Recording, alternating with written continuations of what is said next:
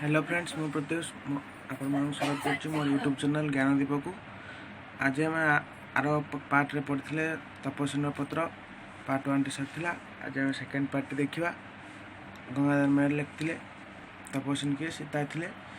सिद्ध काम हेब तही अर्थी समुदाय मोमान से भिक्षा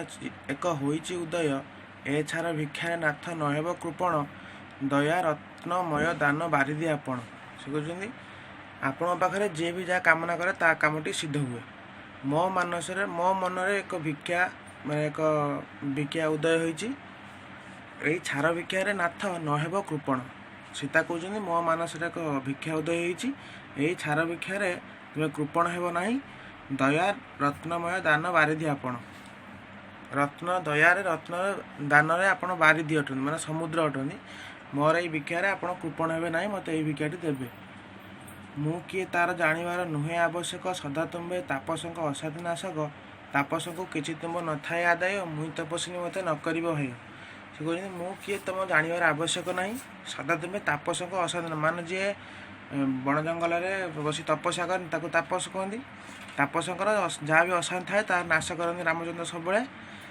तापसंक किछि तुम न थाए आदाय तापस तापस मान तुम किसी आदाय न था जेहेतु तुम राजा परिवार तुम तो आदाय कर तो तापस मान तुम किसी आदाय न थाए मुई तपस्विनी मत न कर मुझे तापस तपस्विनी मत हेय कर मत अवहेला करना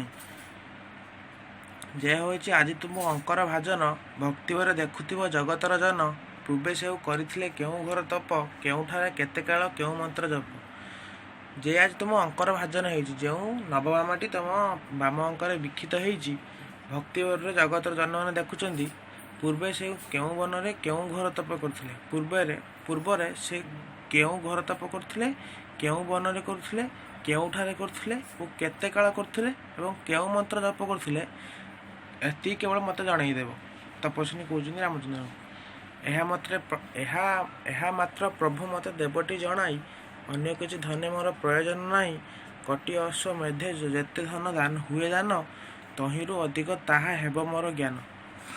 से कहते एति मात्र प्रभु मत टे जनईदेव मोर अन्य कौथि प्रयोजन नहीं मोर लोभ नहीं कोटी अश्वमेध यज्ञ तुम जिते धन दान कर कि मत केवल एति देले मोर यहाँ कोटी अश्वमेध यज्ञ अधिक हम।